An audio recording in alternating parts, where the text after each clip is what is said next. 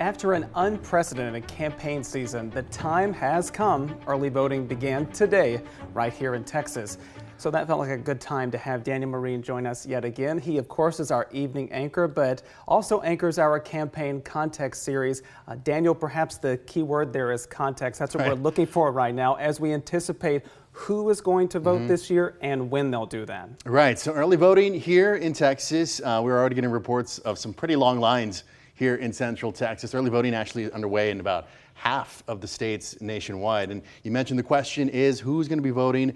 Is it going to be similar to what we saw in 2020? Keep in mind, though, that was during the pandemic, of course, so that kind of skewed the numbers a little bit. But again, who's going to be turning out early? What kind of voters are we going to see? The splits between the parties? Is it going to look like 2020? Those are some of the big questions. Yeah, and that particular question was posed in a recent NBC poll. And what they found was that about half of registered voters said yes, they did plan to vote early.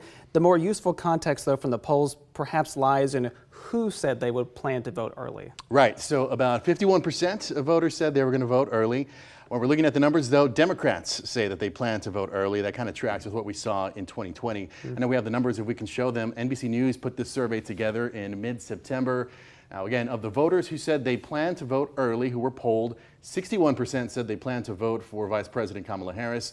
35% said they plan to vote early for former President Trump. But when you look at Election Day, that's when the numbers then flip. You see that Trump gets 57% of the vote on Election Day, Harris at 37%. And of course, Will, you know this very well. Typically on election night, this is what we see. We see the early voting. The results come in. They're the first results to come in for the night. Sometimes it looks like Democrats are running away with a particular race.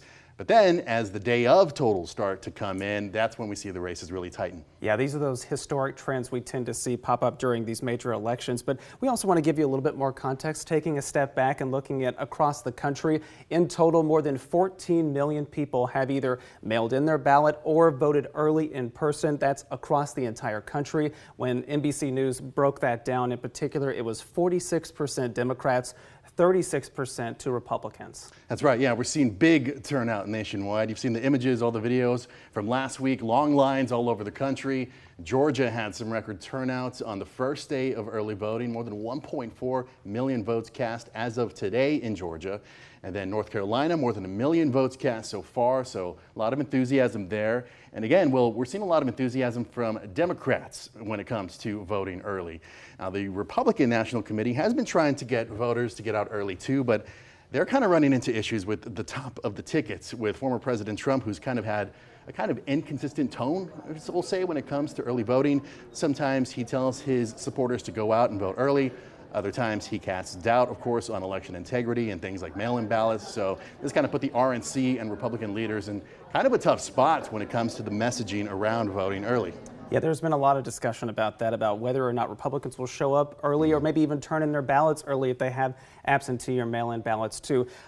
As early voting gets underway here in Texas, we of course are going to be tracking that just as we are for those other states. That's right. We have a turnout tracker on KXAN.com put together by our Wiz data reporter, Christopher Adams. I just checked it before I came out here, 134,000 votes recorded in Texas so far just for today. Wow. That's according to the Texas Secretary of State's office. Again, still early in the day.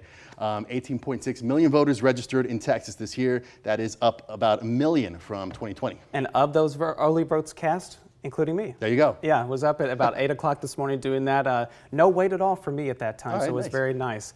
We want to keep in mind a few other dates. Early voting here in Texas lasts from today, October 21st, until Friday, November 1st.